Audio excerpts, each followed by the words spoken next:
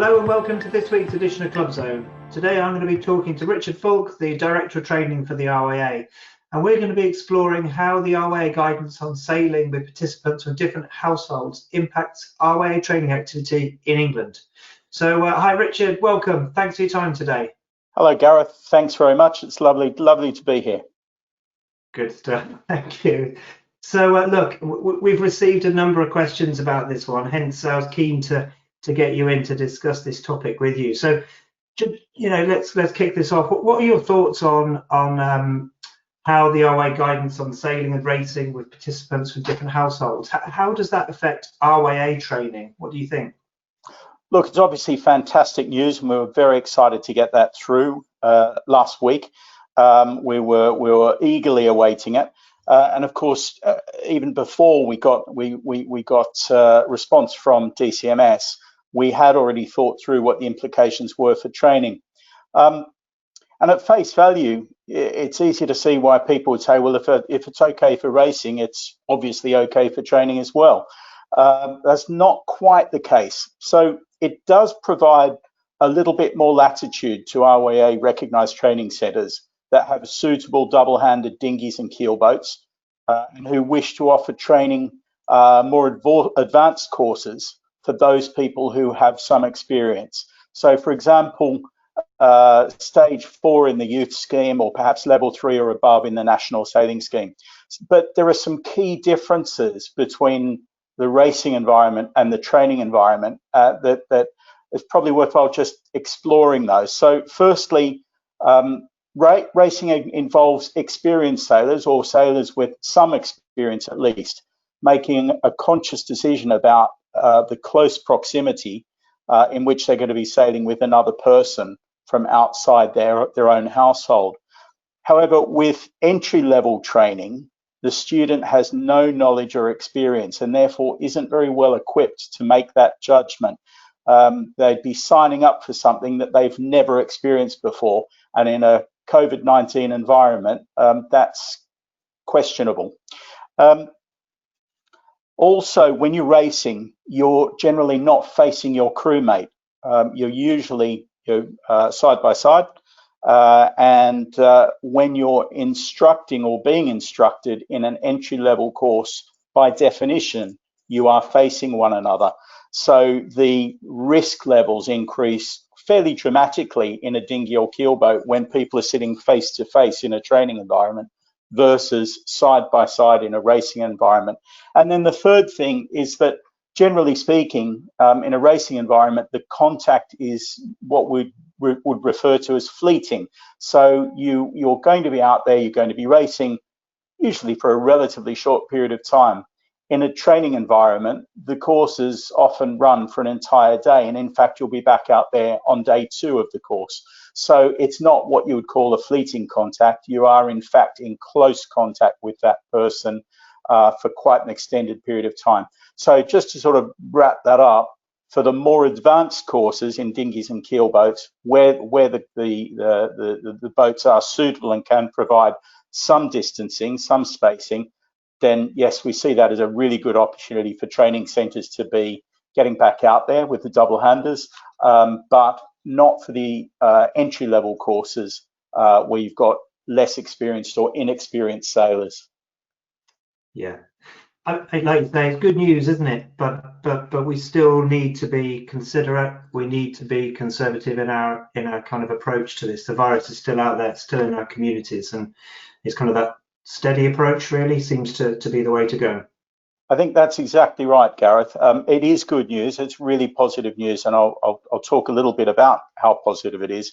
But I think that's absolutely right. It needs to be very much a measured approach, and so it's good news, but it's not quite business as normal just yet.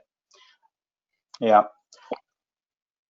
What if you've got a training centre that's thinking about restarting double-handed training for more advanced courses, like you said, stage 4, maybe seamanship, sailing with spinnakers, that kind of thing, for dinghy or keelboat, in fact, what's their course of action? How do they really start to look into this in real detail?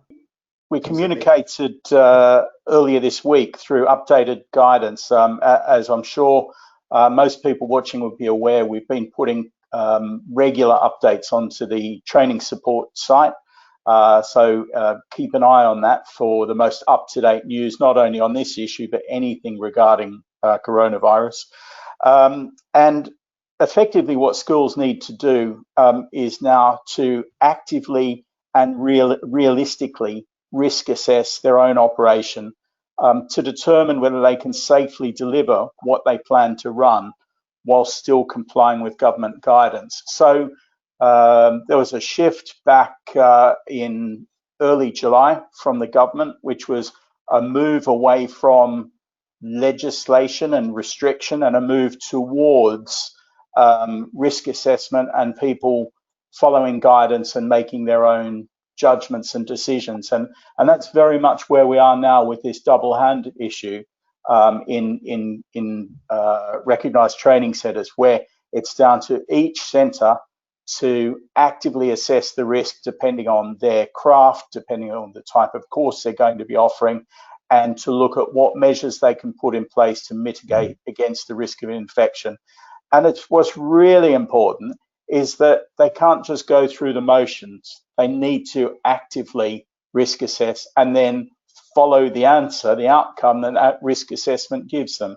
If it says, no, I cannot deliver this activity while still maintaining compliance with government guidance, then they shouldn't be doing it. On the other hand, if they can put measures in place, be that spacing, be that PPE, be that appropriate number of people on a craft of the right size, then all of that points to the fact that they may well be able to run that activity safely. Okay, great. I mean, that makes sense, Richard. It sounds like the first and foremost, the most important thing is to follow the link that will be in the video below. Have a look at the RYA Training Centre guidance and follow that, and that will really get people thinking about what double-handed activity they might be able to restart with the right precautions in place. Absolutely right, Gareth. Yeah, I mean, that guidance from government is changing and will continue to change, and we will continue to update the RYA training guidance to provide some interpretation where we can of what the government's guidance actually means to our training centres. Great, good, thanks. So just thinking more broadly now, just to help people out, what RYA training activity is possible right now? We've talked about what we can't do, but what is possible? Well, that's a challenging question. It's good news answer, but we have, as you know, more than 100 different courses spread over 2,400 training centres across 58 countries. And the really fantastic news is that in the majority of countries, in the majority of locations, some activity has started. Each country, and in fact each home country, is at a different stage of the easing of restrictions. Some are now encountering more restrictions as a result of coronavirus flare-ups. So each location is very much at a different point. But I'm really pleased to say that across all schemes and in most locations, some sort of training activity is now resumed, albeit that much of it has needed to be modified to mitigate against the risk of infection. What's really essential, I think, is that all training centres fully appreciate that we remain within the grip of a global pandemic, and we will be for some time to come.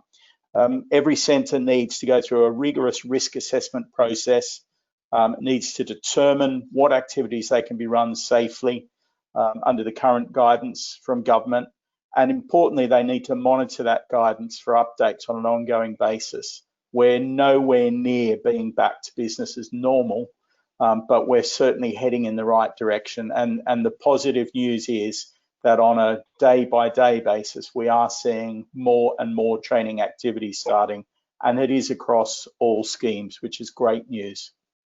Richard, that's been really useful. Thank you. Thanks for your time today, coming on and being honest with us and sharing what you think might be possible. Really appreciate it. Special thanks also to all the club volunteers out there. You're doing an amazing job, really helping to get people back on the water, whether that be racing, cruising, or possibly RYA training as well. Do like, subscribe, and follow us, and we'll see you again next week. Stay safe.